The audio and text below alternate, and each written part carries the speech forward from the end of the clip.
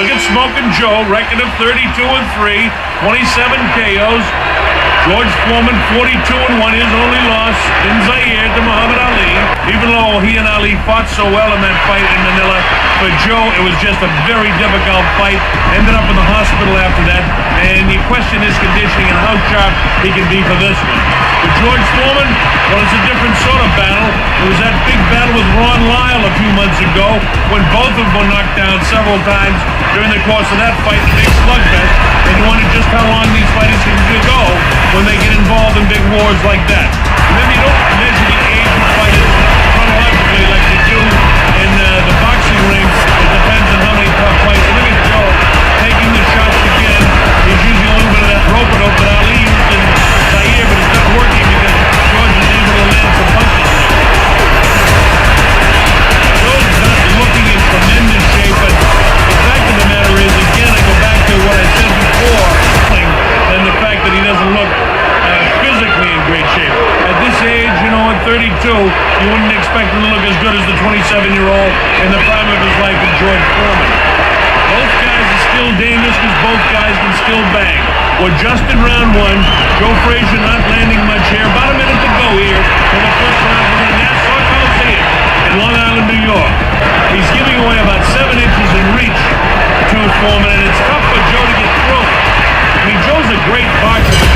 As the bell ends round number one. From the looks of him right now, I doubt if he ever can be. George, on the other hand, looks like he's recovered totally from his brutal war with Ron Lyle and his difficult loss to Muhammad Ali. George looks fairly sharp. Big left hook by Joe. So just as I'm comfortably discussing George Foreman, Joe Frazier lands a left hook.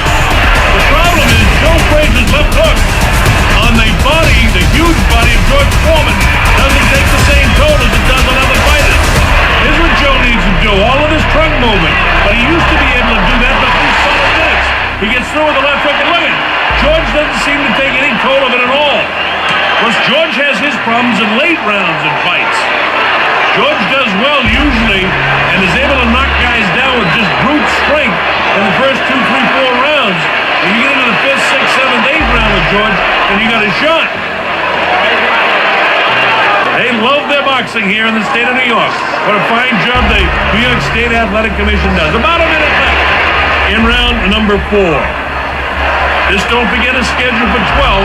Many people don't think it's going to go the distance because of the size of these fighters and the way both of these guys can hit. Joe with a desperation, wild left hand that time. And the clubbing George Foreman continues to build up points as he whacks away at the head, the trunk, and the body of the former great champion Joe Frazier. Joe's already done better in this fight getting into the 4th round than he did in Kingston. A lot of people question whether George Foreman's conditioning is great, but the fact of the matter is he's coming off a very difficult fight too against that Ron Lyle. And both of those guys, I think there were 8 knockdowns in the first few rounds of that fight, and finally Foreman knocked out Ron Lyle, the Denver fellow that is mighty strong and mighty big. Look at these shots. Every time Joe gets one through in the closing seconds of round 4, they love him here in Long Island, New York. Joe Frazier, George Foreman.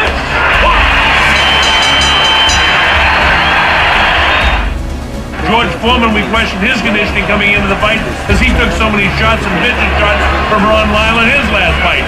So far, it's all George Foreman, and it apparently is continuing that way here in the 5th round. Look at these body shots.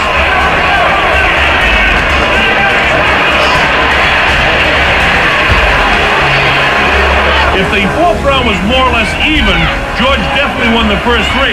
But here in the 5th round, George is taking command again. Uppercut lands, right hand lands behind the ear of Frazier. Frazier tries to fight back. He's got such a big heart. And look at these big clubbing punches. And that's all you can call them, is like big clubbing punches. That one he really got into. Again, Gil Clancy doesn't want him pushing his left hand. He wants him snapping it. He started doing that. Now he's throwing more right hands. I think George Foreman wants to end this thing as soon as he can, because he's looking a little bit fatigued, and he's throwing so many punches and big wide punches that he can get arm weary if the fight goes into the 6th, 7th, 8th round. He would really like that. Oh, good shot! That was a tough one on the chin, and bounced the head back in about 3 good heavy blows Foreman